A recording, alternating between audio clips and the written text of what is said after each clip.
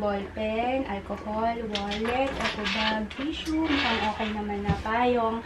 Hi guys! Welcome to another vlog. Inaayos ko lang yung mga gamit ko kasi palabas ako ng bahay. Sakto, August 5 ngayon, bukas August 6, start na naman tayo ng ECQ. So, alam ko curious ka kasi ako curious ako kung kamusta ba yung sitwasyon sa labas ngayon. Bago yan, tanggalin ko muna tong roller ko kasi ito ginagamit ko para hindi yung flat, yung bagsak na bagsak yung bangs, para somehow meron siyang volume. Pero kahapon nakakahiya kasi nakasakay na ako ng Grab, nakadating na ako sa destination ko. Pero nakalagay pa pala to sa noo ko, so medyo nakakahiya.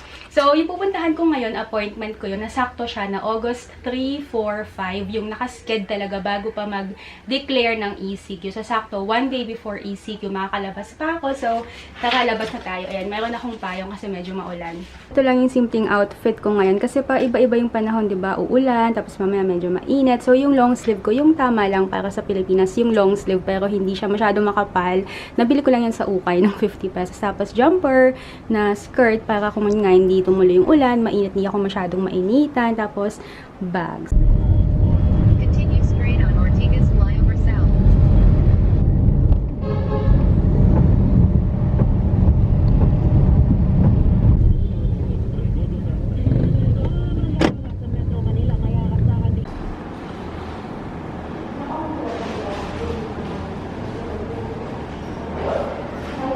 So, ganito yung sitwasyon dito sa Mandaluyong. Bali pang third day ko na ngayon. Parang mas maluwag compared nung ibang mga araw. Tapos dito kasi sa side na to, mayroong hospital dito. So, after 3 days ng pagkaklase ko dito sa Mandaluyong, finally, nakuha ko na siya. So, makakauwi din ako. Medyo madami na yung sakyan. Pero konti yung tao.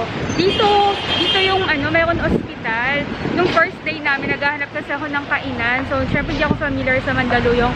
Dumiretso ako dyan. Di ko alam para pala sa mga COVID, siya, yung emergency area para sa COVID. Yan. So, one way siya, hindi pwedeng dumaan. So, dito ako nang galing sa may itim na building. Dito kita pa yung mga ambulansya. Tapos yan yung mga puting tent. Yan mismo, naghintay ako ng jeep. Parang 2 years na din ata akong di nakasakay ng jeep. Yan, para makatipid-tipid. Kasi grabe, 3 days akong nag-grab papunta tsaka pabalik dito sa pinupuntahan ko. 300 kada isang biyahe. Ang mahal ng grab ngayon. Ayan, so nakasakay na din ako ng taxi. So shout out sa Davis Taxi na pinasakay ako. Nakadalawang taxi ako na hindian kanina. So, hindi na ako pupunta ng Robinson Pioneer kasi na ang hirap sumakay. Parang 30 minutes ako doon. So, diretso na ako ng SM Cubao. Traffic pang North EDSA. Oo nga, actually traffic pala. Traffic kahit sa kasi nga yung mga tao last minute shopping, diba? Yung mga pang grocery, mga necessities, essential. Buti na lang, nakasakay ako ng taxi kasi chinek ko yung fare if ever na mag-grab ako. Ito siya. Marami takas ng gasolina. Dami nakapila. Ano kaya to kuya? Malalaman natin. Ah, grocery! Panic buying. Naku, ang daming tao. Papanik sila, baka... Dito pa lang sa dulo. Batiin mo naman ako sa channel mo. Oli ka, batiin kita. Hi kuya, driver. Ano pangalan mo kuya? Wex. Wex? Ayan, so shout out kay Kuya Wex ng... Ano ba pag sa Davis? No? Davis, sinakay niya ako kasi... Basic tax. Oo, yan. Salamat. Lumipat ka. Welcome to EDSA. Pulang-pula na naman siya. Grabe, parang Pasko. Alam mo yung rush hour sa Pasko? Yun. So yung sila ng bus. Magalit naman sila binibigyan. Dati nga ba?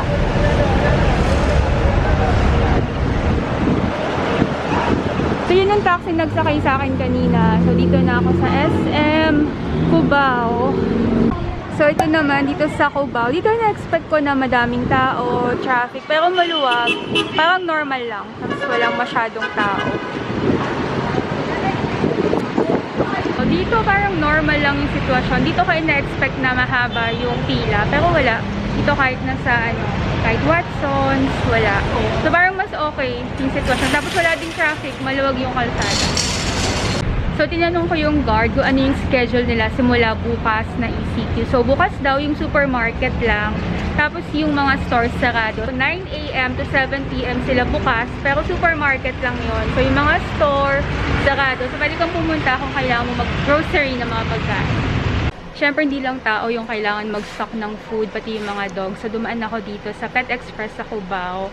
So, bukas, ay takto. Ayan, bibilang ko yung mga dogs ko.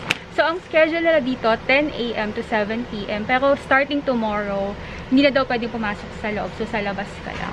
So, ngayon pwede pa. Medyo mahal lang. Kasi ito yung minimix ko kasama yung Vitality. Dito, 819. Dun sa binibilan ko kasi parang mga 760 yata. Ito. Bilang ko na din yung mga aso ko ng favorite nilang treat. Ito, blueberry. Medyo mahal lang din. 169 yung isang pack. Dito sa Pet Express, alam mo, ang ganda oh. Maluwag din. So, hindi naman sila, wala namang panic buying ng mga dog food. Ayan, store tour. Ayan, wala, maluwag. Okay dito. Pero starting nga tomorrow, bawal pumasok doon sa labas lang. Grooming station, grooming area. Kaya lang canceled, no, for habang ECQ. Kailan nursery yun? After ECQ na? Not sure pa po. Not sure pa. 6, 8 to 8 po. Pwede po. Pwede naman. Pero yung nakuha kong treat, no? 3, Blueberry, no? apple mo. Thank you, Sesame. In fairness naman sa Cubao, hindi ka masa-stress dito kasi hindi mo mafe-feel na mag-i-ECQ na kasi normal pa siya. Tapos, dito, nung last time, yung humaabot yung pila dito sa grocery. So, ngayon, okay, clear naman siya. Unlike dun sa Mandaluyong, sa Ortigas, na grabe talaga. Dito, okay pa naman. Ayun, so dumaan lang ako dito sa Cubao para ipakita yung sitwasyon. Yung taxi ko pala, nakatipid ako kasi yung Grab, 421, yung taxi, 310. Nakatipid ako 110 pesos. So, problema lang, dito yung madaming pila ng taxi kapag hindi mag-i-ECQ. Ngayon naman, as in, walang taxi. Ayan, yun ang problema. So, dito to sa tapat ng Smart Araneta Coliseum. Ito naman yung Shopwise. Wala ding pila dito. Tahimik naman siya. So, okay sa Cubao. Yun nga lang, madami nag-aabang ng taxi, pero walang taxi. So, ito yung loob ng Shopwise. Maluwag naman. Pero sa cashier, dun may mga pila. Sobrang haggard ko na today. Pero yun, pumasok lang ako para makita kung okay. Today, okay dito. Walang pila. Parang normal lang siya. Normal sa Cubao, in fairness. Okay, so uwi na ako. So, dahil walang taxi, madami mga nag-aabang. Yung natipid ko sa Grab kanina, ipapang-book ko lang din siya ng Grab para makauwi. 184 pesos. Okay naman yung situation dito. Parang normal lang. Pero usually kasi ang haba ng taxi dito. Pero today, as in, wala. So, nag-Grab na lang ako ulit para makauwi. Pagod ako today. Ito yung mga napamili ko. Okay, we're home.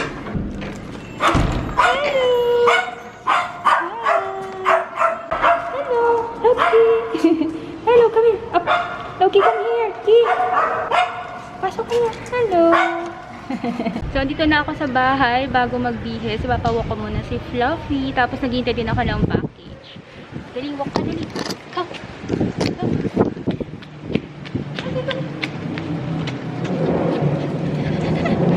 Ang liksi-liksi. Hello. Up ka dito. Up ka. Anong meron? Anong meron? Oh, walk. Run ulit.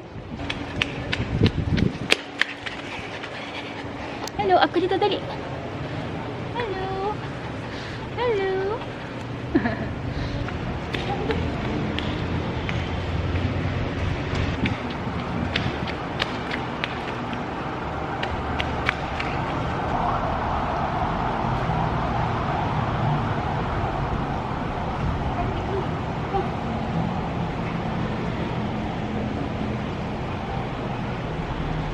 Napagod na si Fluffy. Exercise muna siya bago mag-ECQ. Pagod ka na? Ha? Pagod na. And from 24 chicken. Yay. Salamat, kuya. Kakain na po. Thank you. Fluffy, thank you. Ay! Pabagsak. Fluffy, come, dali. So, tamang-tama tong manok dahil sobrang gutom ko na. So, meron silang original, yangnyom, garlic. Anyway, sige, buksan ko na para makita natin. From 24 chicken. Ito, original, tsaka Jack Daniels, yung flavor. Wow! Wow! Okay, so ito namang isa, snow cheese and yangnyeom. Ooh, wow. Kaya pala sabi ko kanina parang maputi-puti. Tapos ito naman yung yangnyeom chicken. Yan, so try ko na saktong-sakto pang dinner. 24 chicken. Nakapaghugas naman ako ng kamay. Try ko tong yangnyeom chicken. Sino nagbigay niyan? Padula. Sino nagpadala? Parang garlicky flavor. Sarap. Sino nagpadala? Sponsor nila? Bakit daw? So, ito yung 4 na klase ng chicken. Meron ding sauce. So, Jack Daniels, original, yangnyeom, at saka yung snow cheese. So, ayan, nakapag-shower na din. Gusto ko pa sanang i-haul yung mga nabili ko today. Kaya lang, nakakapagod. Alam mo yung feeling kapag kinabukasan, Pasko, or kinabukasan, bisperas ng Pasko, ganun. Diba yung, grabe yung rush, ganun, nakakahapon. So, bukas ko na lang pakita. Ito dahil 3 days akong straight nakamask for more than 8 hours. Ito pa lang nakaka-cause ng acne breakout. Ayan, nagkaroon ako ng bago. So, anyway, bukas, i-haul ko. Good night na muna.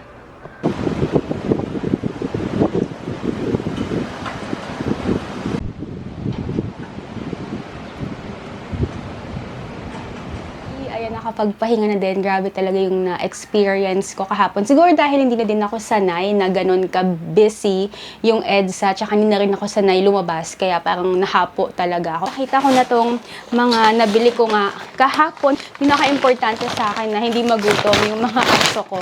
So, ayan, bumili ako ng Vitality. Tapos ito yung favorite nila na treat. Medyo mahal, no? Kung iisipin, parang 1 kilo na ng manok, 170 pesos. Pero, ayan, minsan kasi gusto ko ding i-spoil yung mga aso. Loki ka. Ayan. Ito ang favorite na treat ni Loki. Si Fluffy kasi kahit ano okay lang. Pero ito, mapili kahit sa treat. Pwede palang ganyan ng mga aso. Sige, kainin mo na yan. Tapos bumili din pala ako ng Eskinol para pang toner-toner lang. Tapos sakto, meron ding dumating na package from Lazada. Ay, mali. Ang in-order ko kasi isang pula tsaka isang puti. So, ang pinadala nila, ay, hindi actually, bakit ganun? Isa lang yung binigay. Dapat to 2 o 1 piraso lang siya. So anyway, ito yung door stopper. Halimbawa, mayroong siwang yung pinto mo para hindi lumabas yung aircon or hindi pasukan ng insekto. Yan, pwede mo siyang gamitan. Pero bakit isa lang dumating? 2 yung in-order ko nito. Tapos, ito naman, basta may follicles, may pag-asa. So, ito para sa hair.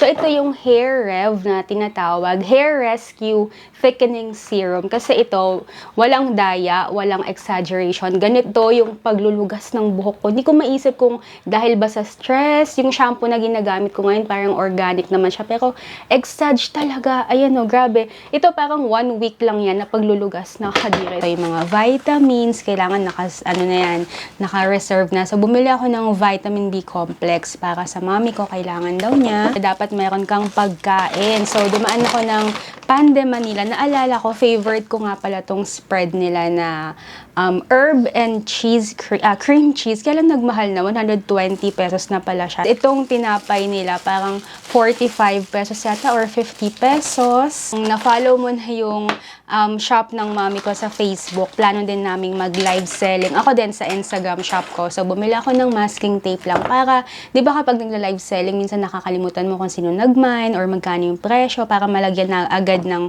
presyo tsaka ng minor tapos ballpen. SIM card. Kasi ito, bumili ako nito. Naalala mo to, yung nung mga few years ago or mga siguro mga 10, 15 years ago, ito yung nauso, yung flip phone. So, comment ka kung gusto mong gawan ko to ng review.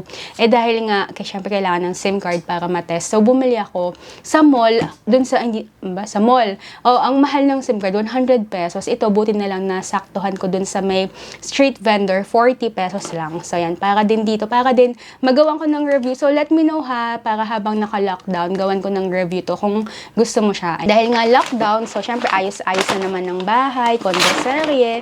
So, ito naman yung nabili ko sa Daiso. Sorry, ang gulo na nung mesa.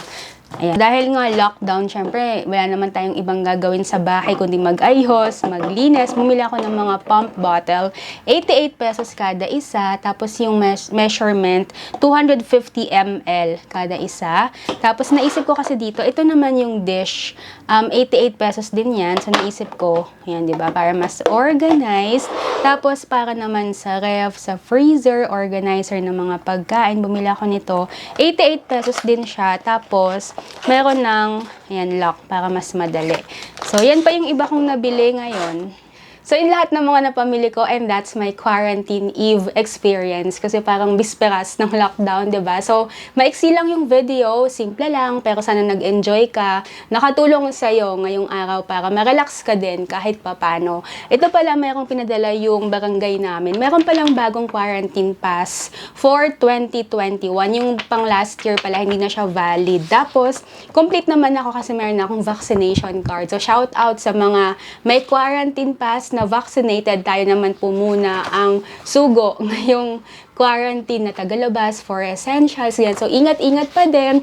Tapos, kung gusto mo din mag-relax, ayan, nood-nood lang ng mga vlogs sa channel. Pwede kang mag-binge watch ulit ng mga old vlogs para ma-relax ka, tsaka ma-entertain ngayong lockdown. So, I hope you enjoyed watching. Kung first time mo lang ako napanood, subscribe. Follow mo ako sa Instagram, Facebook, at tsaka sa TikTok. Search mo lang at Real Asian Beauty. And I'll see you next time. Bye! Init. Tumutulo.